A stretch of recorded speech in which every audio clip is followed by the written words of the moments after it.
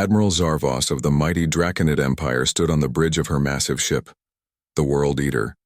The ship was 5 miles long and 1 mile wide. It was the pride of the Draconid fleet with weapons that could destroy a moon.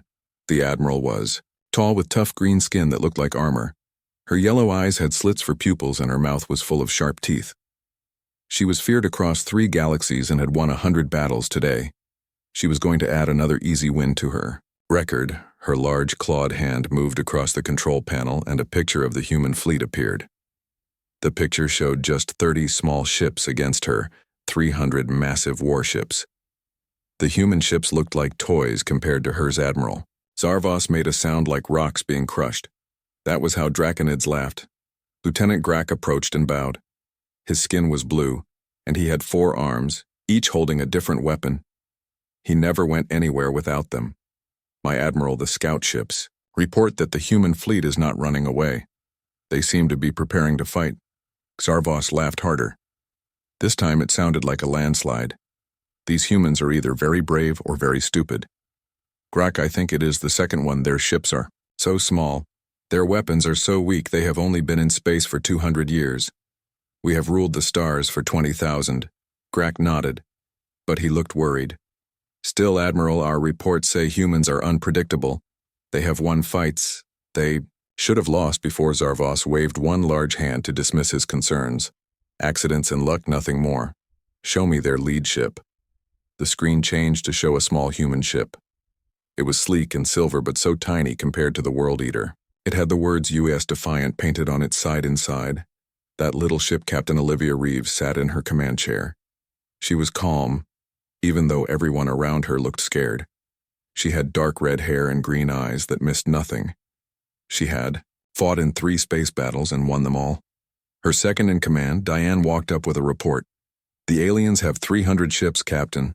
Most are bigger than anything we have. Their weapons can crack a planet. They are arranging an attack. Formation? Captain Reeves nodded but did not look worried. I know the odds, Diane. But we have something they do not. What is that? Captain Reeves smiled. A plan. They think we are weak because our ships are small. They think we are scared because we are new to space. They think wrong. She pressed a button on her chair and spoke to the whole fleet. This is Captain Reeves to all ships. The enemy thinks we are easy prey. They look at our ships and laugh. They do not know what humans can do. We have trained. For this day, Operation Ghost Fleet begins now. Remember your positions. Follow the plan exactly. Do not break formation until my signal in the engine room. Engineer Kelly worked on a strange machine that glowed blue. The ship designers had called it impossible. The scientists had called it a dream, but Kelly had built it anyway. The phase shifter allowed a ship to exist in 2 places at once, or more correctly, to appear to be where it was not. It was hard to explain with words, but easy to show. In battle, Kelly called the bridge phase shifter at full power, Captain. We can maintain it for 45 minutes. Good, said Captain Reeves. All ships activate phase shifters on my Mark III. 2-1 mark back on the Draconid command ship. Admiral Zarvos gave the order to attack. All ships fire main weapons. Target their biggest ships first. I want this over quickly. 300 massive energy beams shot toward the human fleet, each one powerful enough to destroy a human ship with 1 hit. But something strange happened. The beams passed through the human ships as if they were not there. What Zarvos shouted. How did they survive? Direct hits should have destroyed them. Grak checked the scanner readings. Admiral, they are using some kind of phase technology. Our weapons are passing through them because they are not fully in our dimension. Impossible. Zarvos slammed her fist on her chair, breaking part of it. No race as young as humans could have such advanced technology, but the evidence was right in front of her. The human ships were untouched. They were now moving toward her fleet, spreading out in a pattern she did not recognize. Fire again, she ordered. All weapons. Maximum power. Again the beams fired. Again they passed through the human ships, and now the small human vessels were among her fleet, moving between her massive ships. Grak looked more worried than ever. Admiral, they are too close. Our ships will hit each other if we keep firing. Then use the short-range weapons. Destroy them. But even the short-range weapons could not hit the human ships. They seemed to flicker in and out of reality, always where the Draconid weapons were not, on the Defiant. Captain Reeves watched the alien fleet with a small smile. The phase shifters were working perfectly. The alien weapons could not touch them. Diane looked at her scanner. "Captain, the enemy is confused. Their formation is breaking." "Good," said Reeves. "Send the signal." "Launch all." "Hornets, I repeat, launch all." Hornets from each human ship, small too. Person craft launched. They were so small the alien scanners barely noticed them. They looked like little more than space debris. But they carried the real power of the human fleet. Samantha and Carly piloted their Hornet toward one of the largest alien ships. "Time to show these big bugs why size is not everything," Samantha said with a grin. She had blonde hair tied back and was the best pilot in the fleet. Carly nodded. She had dark hair and was an expert in alien technology. "Here we go," she said, the Hornet attached to the alien ship like a tick on a dog. Using special tools, they cut through the hull and entered, crossed the alien fleet. The same thing was happening. Dozens of small teams entering the massive ships. Unseen, Admiral Zarvos was getting angry reports from all over her fleet. Strange small craft attaching to ships, unexplained system failures, weapons going offline. "What is happening?" she roared. Grack looked pale now. "Admiral, we are being invaded. The humans are inside our ships? Impossible. How could they get past our shields?" But at that moment, the lights on the bridge flickered and went out. The mighty Draconid fleet was about to learn why humans were the most dangerous species in the galaxy. Not because of the size of their ships, but because of the size of their courage and the cleverness of their plans. The giant alien ship. The World Eater drifted in space. Its main lights were off. Only the emergency red lights still worked. Admiral Zarvos stood in the secondary command center, surrounded by her best warriors. They all held weapons and looked. Nervous reports from across the fleet told the same story. Small human teams were inside. Many ships. Systems were failing. Weapons would not work. Communications between ships kept cutting out. Zarvos growled in anger. "How did this happen? We are the Draconid Empire. We have ruled space for 20,000 years. How can humans do this to us?" A warrior named Thrak spoke. "Admiral, our security cameras show the humans are using some kind of small devices. They place them on our computer systems. The devices spread and take control." Zarvos slammed her fist into a wall, leaving a dent. "Find these humans, kill them all. Retake our ships." But that was easier said than done. The human boarders were quick and smart. They wore special suits that helped them move fast and hide from sensors. The Draconids were bigger and stronger, but the humans knew how to stay out of reach. On another part of the massive ship, Samantha and Carly moved through the air ducts. These passages were meant for repair robots, but were just big enough for humans to crawl through. Samantha checked her scanner. The ship systems show the alien commander is in the backup bridge, 2 levels down. "We need to get there." Carly nodded and held up a small box filled with tiny machines. That looked like metal insects. "These nanites will help us." The little machines could change how they worked based on what they found. They were very new technology. Even most humans did not know they existed. The 2 women continued through the ship, placing the nanite boxes at key points. The tiny machines spread out, controlling more and more of the ship without the aliens knowing. Meanwhile, the main human fleet continued to cause confusion. Captain Olivia Reeves watched from her ship as the alien fleet tried to reform their attack lines. But with communications breaking down and many ships losing power, they could not work together. Diane reported from her station. "Captain, the boarding teams report success on 20 major ships. The nanites are spreading through their systems. We have partial control of their weapons." "Perfect," Reeves said with a small smile. "Let me speak to all teams." She pressed a button on her chair. "All boarding teams, this is Captain Reeves. Phase 2 is complete. Begin. Phase 3, I repeat. Begin Phase 3. Across the alien fleet, the human teams received the message and began the next part of the plan. They started moving toward the command centers of each ship back on the World Eater. Samantha and Carly reached a large room filled with alien technology. It was the main computer core for the ship. Carly whistled softly. "Look at this. The aliens use crystal computing. Their whole system is different from ours, but different did not mean better. Carly connected her tablet to the alien system and began working. The nanites helped her understand and take control. On the backup bridge, Admiral Zar-Vos was trying to regain control of her fleet when suddenly all the screens came to life. A human face appeared. On the main screen, it was Captain Olivia Reeves. She looked calm and confident. "Admiral Zar-Vos, this is Captain Reeves of the United Earth Space Force. I suggest you surrender your fleet immediately." Zar-Vos laughed her rock-crushing laugh. "Surrender. To you, little human. Your tricks are impressive, but I still have 300 ships, you have 30. I can still destroy your entire world, Captain." Reeves raised an eyebrow. "Are you sure about that?" Suddenly, alarms sounded throughout the ship. Thrak checked his control panel. "Admiral, our weapon systems are activating, but we are not controlling them. The weapons are turning." Zar-Vos looked at the tactical display in horror. The massive planet-destroying weapons of the World Eater were powering, but they were not aimed at the human fleet. They were aimed at other Draconid ships. The same thing was happening across the fleet. The human nanites had taken control of the weapons and targeting systems. The mighty Draconid armada was now pointing all its firepower at itself. Captain Reeves spoke again from the screen.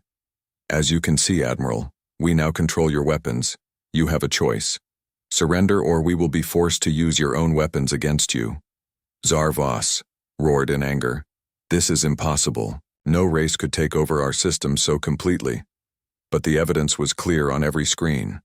The humans had done what no other species had ever managed. They had turned the mighty Draconid fleet against itself, without firing a single shot of their own on the UES Defiant. Diane looked at Captain Reeves. "Do you think they will surrender?" Captain Reeves watched the alien admiral on her screen. "The Draconids are proud. They have never lost a war. They will not give up easily. But they are also practical. They know when they are beaten." Back on the World Eater, Admiral Zar-Vos was faced with an impossible choice.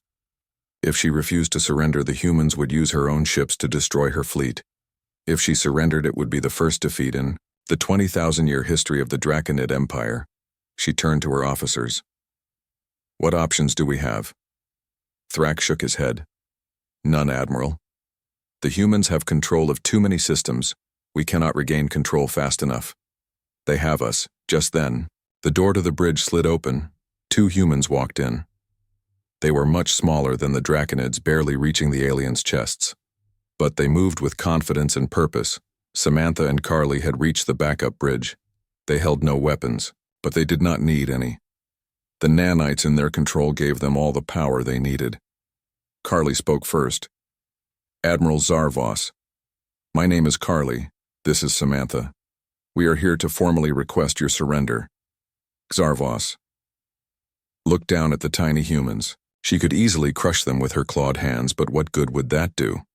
The humans had clearly planned this attack perfectly. They had control of her fleet. They had beaten her without firing a shot. "How did you do this?" the Admiral asked.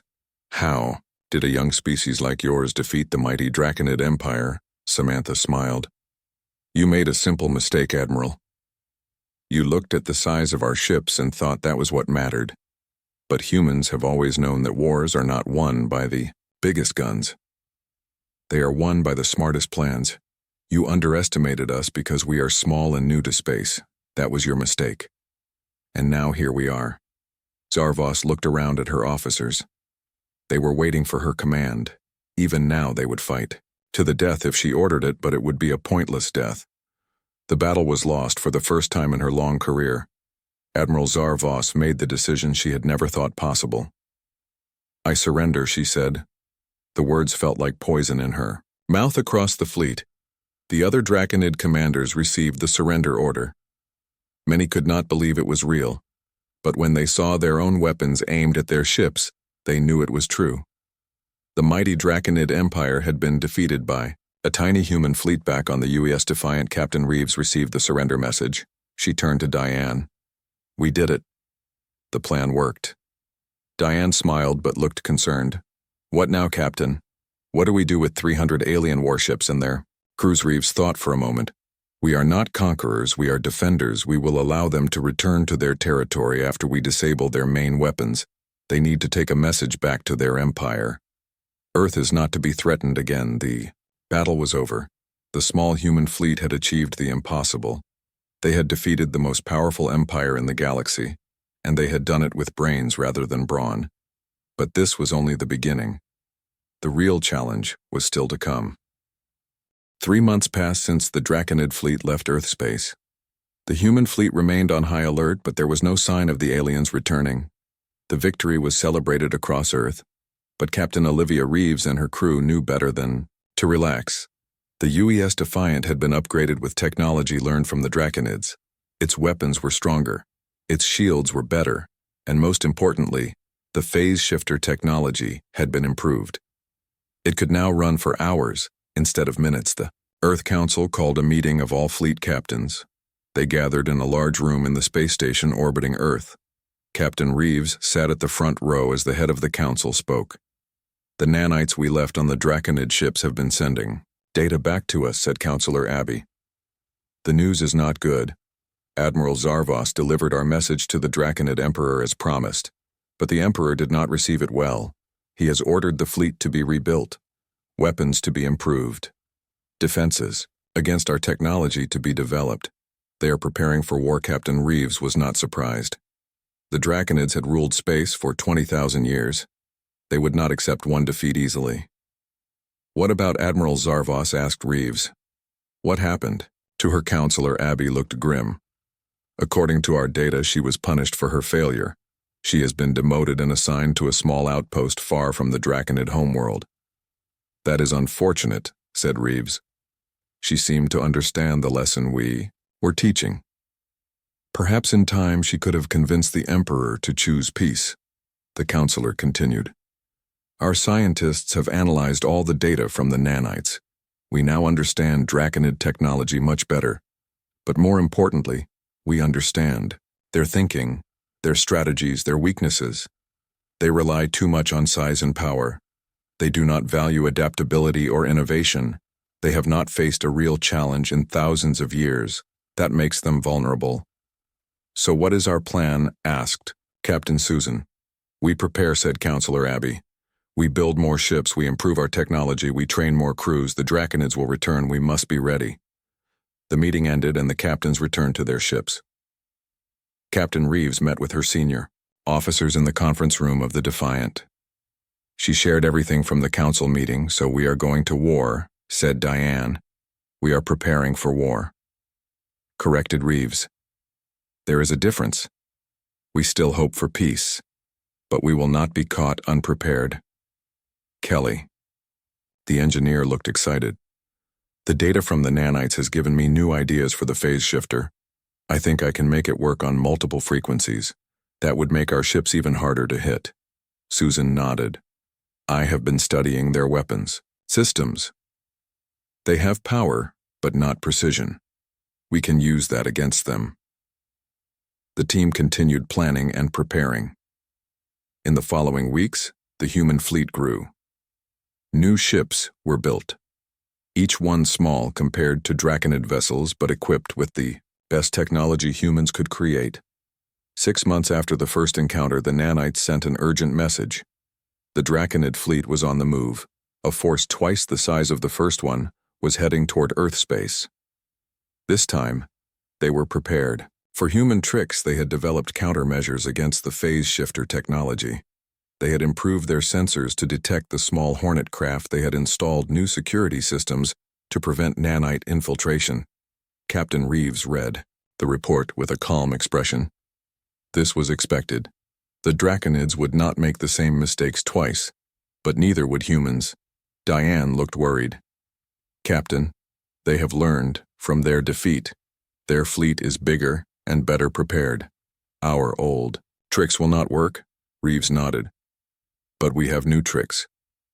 The question is not whether they have learned from their defeat, but whether they have learned the right lessons.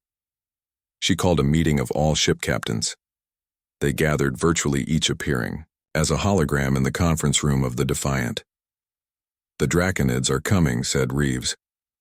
They think they know what to expect. They think they understand us. They think they are prepared. But there is something they still do not understand about humans. What is that? Asked Captain Lilly of the UES Intrepid. We never stop learning, said Reeves. We never stop adapting. When faced with a challenge, humans always find new solutions. The Draconids think they know what we will do, but we will do something completely different. She outlined her plan. The captains listened, some looking doubtful but most nodding in agreement.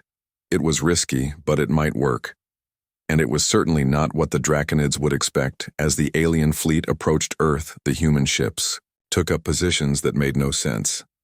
Their formation did not follow any known strategy. They appeared to be scattered randomly. On the lead Draconid ship, a new admiral named Kraz watched with suspicion. This does not match any known human formation, he said. What are they planning? His second-in-command Vex studied the display. The humans are unpredictable, Admiral. That is what makes them dangerous, Kraz growled. We know their tricks now. They cannot use their phase technology. Our new sensors can detect it. We can see their small boarding craft. Our computer systems have been redesigned to resist their nanites. We are prepared. Vex nodded but did not look convinced. The Emperor has ordered the destruction of Earth, Admiral. We must not fail on. The UES Defiant Captain Reeves gave the order. All ships activate new systems on my Mark 321 mark. Suddenly the human ships vanished from Draconid sensors, completely gone, as if they had never existed. What? Kraz roared. Where are they? Find them. The Draconid sensors searched but found nothing. The human fleet had disappeared. They must have improved their phase technology, said Vex. They are not just shifting phase. They are completely out of our detection range. Kraz slammed his fist on his chair. They cannot hide forever. Find them. But the human ships were not hiding. They were attacking. But not in any way the Draconids had expected. Instead of boarding the alien ships, instead of using nanites to take control, the humans had developed a new weapon. A beam that passed through Draconid shields as if they were not there. The beam did not damage the hull or harm the crew. It simply shut down systems. One by one, Draconid ships began to drift. Their engines stopped. Their weapons went offline. Their communications died on the Defiant. Kelly monitored the new weapon. It was working perfectly. The selective EMP beam targeted specific systems without damaging others. It was precise where Draconid weapons were. Brute force. It was elegant where theirs were. Crude Captain Reeves watched the tactical display as more and more alien ships went dark. They still could not see the human vessels. Their new cloaking technology was working perfectly. Admiral Kraz was in a panic. Half his fleet was disabled and he could not even see what was attacking them. What kind of demons are these humans? He shouted. How can they attack without being seen? Vex checked the remaining functional systems. Admiral, we have lost contact with 150 ships. That is a quarter of our fleet. Whatever the humans are using, it bypasses all our defenses. Suddenly a human voice came over the Draconid communication system. It was Captain Reeves. Admiral Kraz. This is Captain Olivia Reeves of the United Earth Space Force. Your fleet is being disabled. You cannot fight what you cannot see. You cannot defend against what you do not understand. I suggest you surrender. Never, shouted Kraz. The Draconid Empire does not surrender. We will destroy your world, or die trying, as you wish, said Reeves calmly. More Draconid ships went dark. Soon only the flagship remained functional. Admiral Kraz ordered all remaining weapons to fire at Earth. But before the order could be carried out, his ship too went silent. All systems shut down except life support and communications. The mighty Draconid fleet, the terror of 3 galaxies, floated helpless in space. Unable to move, unable to fight, unable even to call for help. Admiral Kraz sat in his command chair, defeated. How, he wondered. How could humans advance so quickly? In just 6 months they had developed technology that made our countermeasures useless. A small human ship appeared next to the Draconid flagship. It docked and soon Captain Reeves walked onto the bridge. She was even smaller than Kraz remembered humans being, but she moved with absolute confidence. Admiral Kraz, she said, I believe we have something to discuss. The Admiral looked at her with hatred. Why do you not simply destroy us? You have. The Power Captain Reeves shook her head. That is not our way, Admiral. We do not destroy when we can teach. We do not kill when we can change minds. You came to our home twice with the intention of destroying our world. But we still offer you the same. Choice peace or continued defeat. The decision is yours. Admiral Kraz looked at this small human who had defeated the mighty Draconid fleet twice. And finally he began to understand what Admiral Zarvos had learned. The size of ships did not matter. The age of a civilization did not matter. What mattered was the ability to think differently, to adapt, to find new solutions. You have beaten us again, Captain Kraz admitted. The Emperor will not be pleased. Then perhaps it is time for the Emperor to... Listen, said Reeves. We have disabled your fleet twice without destroying a single ship, without killing a single Draconid. We could have destroyed you but chose not to. What does that tell you about humans? That you are either very wise or very foolish, said Kraz, echoing what Zarvos had said months ago. Reeves smiled. Perhaps both. But we are also hopeful. We hope that even species as old and set in their ways as the Draconids can learn, can change, can grow. Will you take that message to your Emperor? Admiral Kraz was silent for a long moment. Then he nodded. I will. The Draconid Empire has ruled through fear for 20,000 years. Perhaps it is time to try something new. 1 year after the second Draconid defeat, a grand meeting was held. The location was neutral space, a space station built specifically for this purpose. It hung in orbit around a dead star belonging to neither humans nor Draconids. Captain Olivia, Reeves now Admiral Reeves, stood in the main conference room. Her dress uniform was crisp and decorated with medals earned in the 2 battles against the Draconid fleet. She was still small compared to the aliens who would soon arrive. But she stood, tall and proud. The Earth Council had chosen her as their representative for the peace talks. It was fitting. She had defeated the Draconid fleet twice. She had spared them when she could have destroyed them. She had offered peace when others wanted. War Diane, now a captain herself with her own ship, stood beside her. Admiral, are you nervous? Reeves smiled slightly. I would be a fool not to be.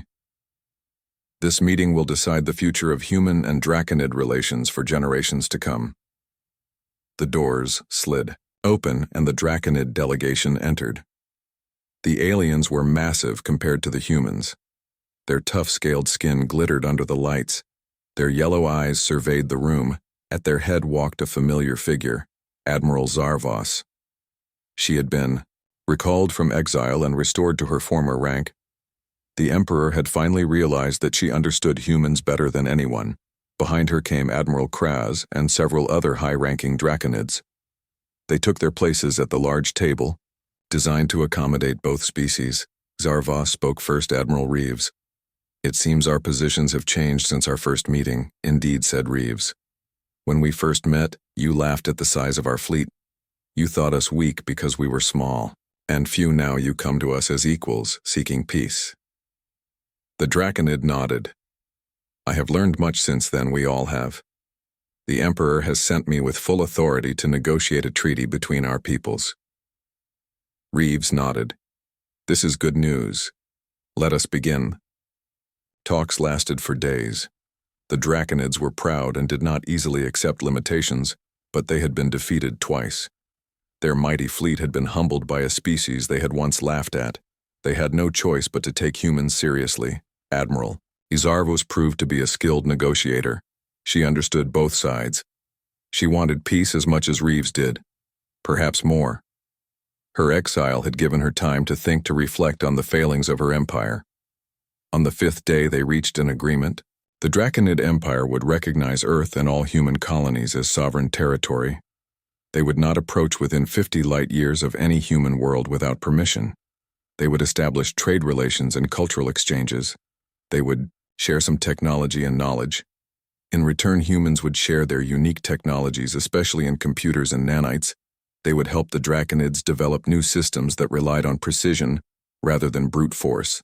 They would teach them new ways of thinking. Most importantly, both sides agreed to form a joint defense council.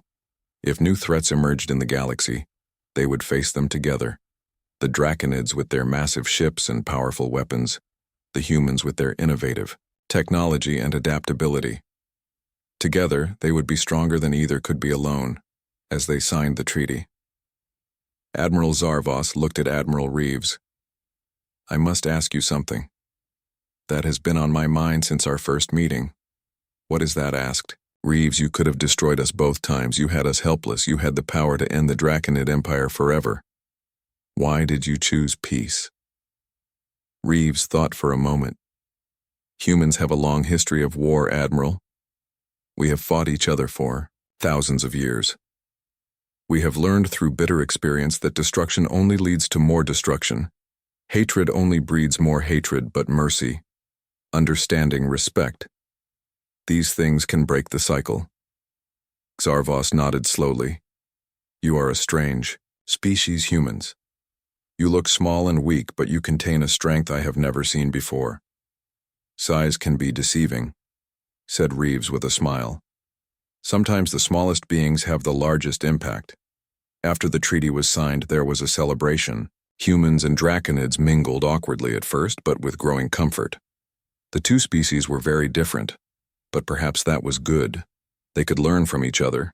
They could become stronger together. Admiral Reeves stood with Admiral Zarvos, watching their crews interact.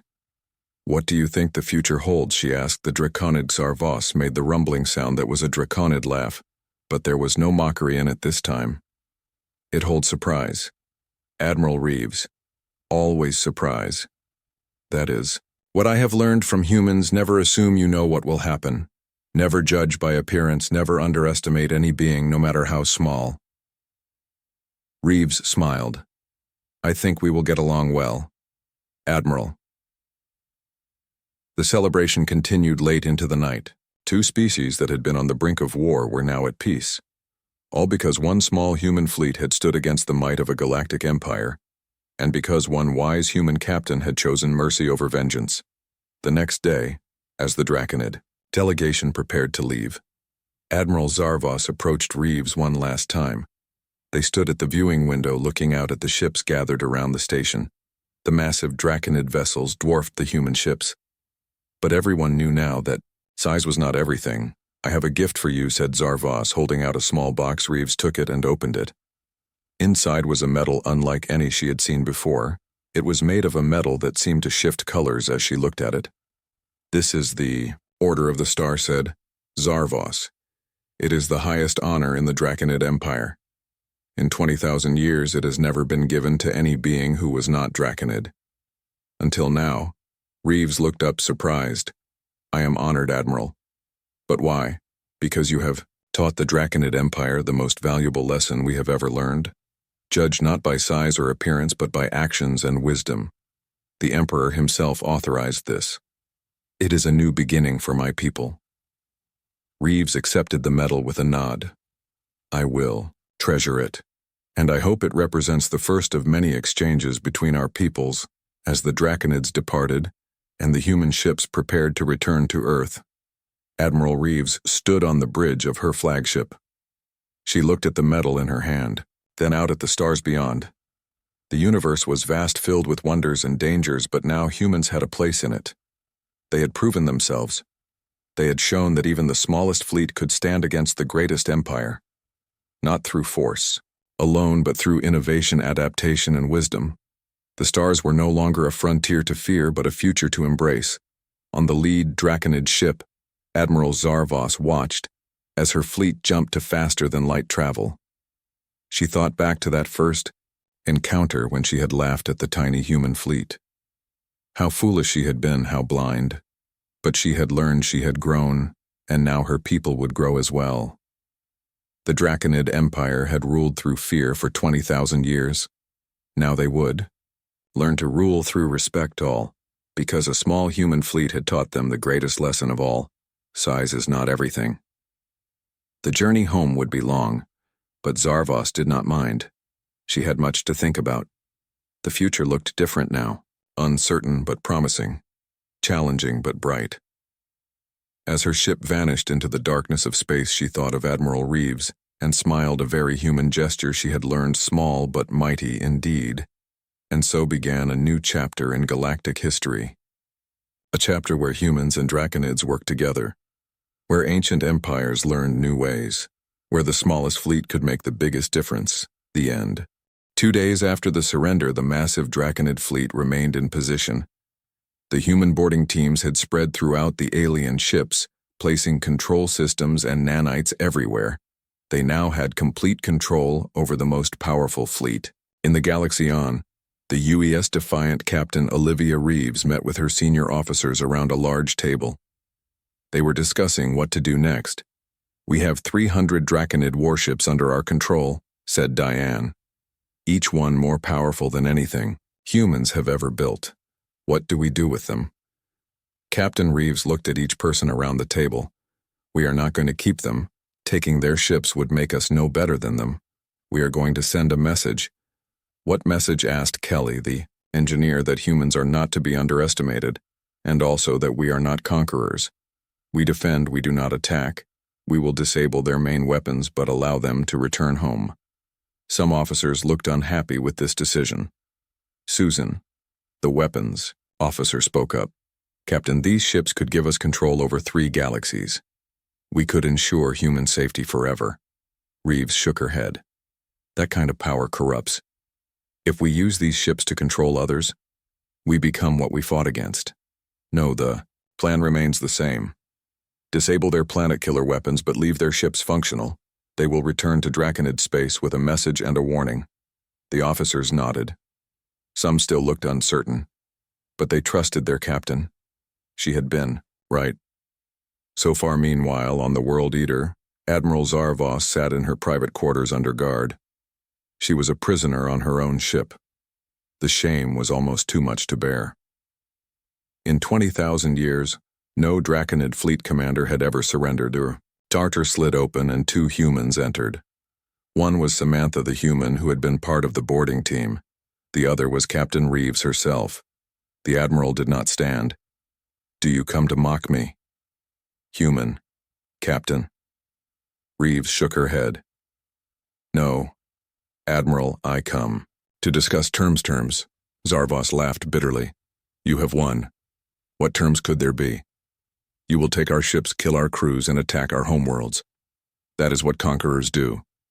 Reeves raised an eyebrow. "Is that what you would do?" "Admiral, yes, it is what any sensible species would do. You have the most powerful fleet in 3 galaxies at your command. You would be fools not to use it." Reeves sat down across from the alien. "My species has a long history of war, Admiral. We have fought each other. For thousands of years we know what happens when the winner takes all. It leads only to more war, more death, more destruction. That is the way of the universe," said Zarvos. "The strong rule the weak. Perhaps that has been your experience," said Reeves. "But humans believe there is another way. We believe in defending ourselves, yes, but not in conquering others." Zarvos looked confused. "What are you saying?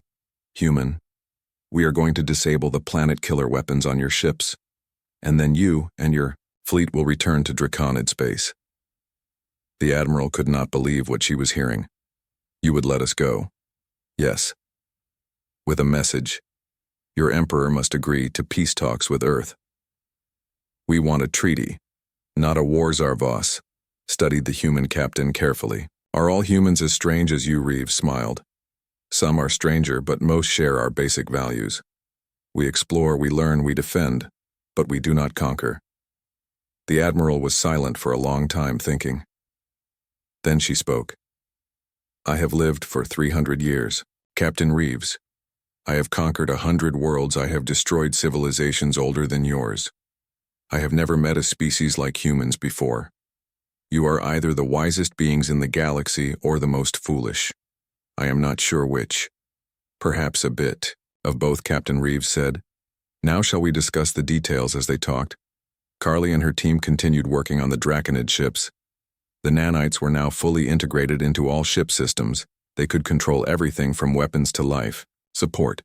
The aliens could do nothing without human permission. Kelly had designed a special program that would permanently disable the planet-killer weapons, but leave everything else working. The Draconids would still have a powerful fleet, but they would not be able to destroy worlds with a single shot. The human engineers were also learning everything they could about Draconid technology. The aliens were far advanced in some areas, like weapons and shields, but surprisingly, behind in others, like computer systems and nanite technology. Susan supervised as teams cataloged alien weapons. The Draconids relied on brute force. Their weapons were powerful, but not very precise. They had never needed precision because their targets could not fight back. On the 5th day after the surrender, Captain Reeves called a meeting with Admiral Zarvos and all the human team leaders. They met in the main conference room of the World Eater. "The modifications to your ships are complete," Admiral said. "Reeves, your planet killers have been permanently disabled. Your other weapons remain functional.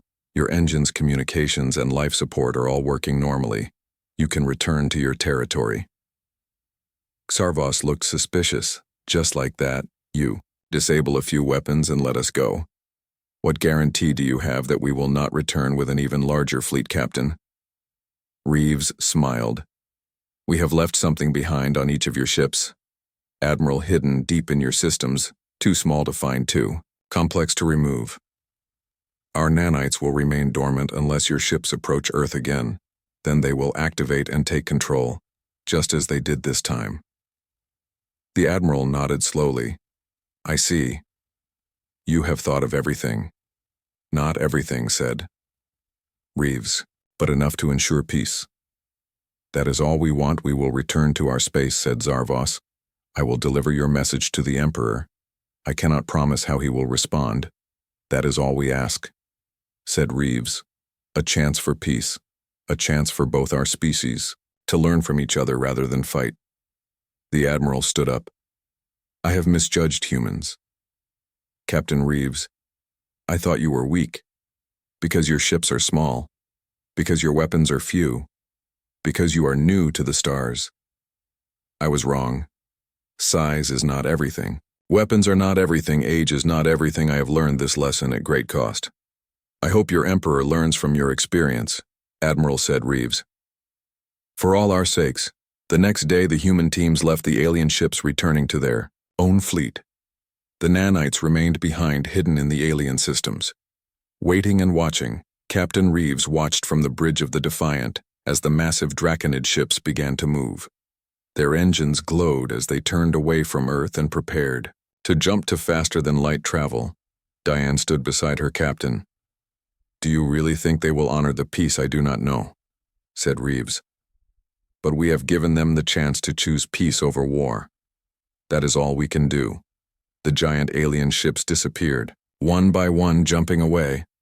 The mighty Draconid fleet that had come to conquer Earth was leaving, having never fired a successful shot. The human fleet remained on guard. They had won an impossible victory. They had faced the most powerful empire in 3 galaxies and had sent them home with their tails between their legs, but no one thought this was the end. This was just the beginning. Earth had announced its presence to the galaxy. The message was clear. Humans might be new to the stars. Their ships might be small, their weapons might seem weak, but only a fool would underestimate them. And Admiral Zarvos was no longer a fool.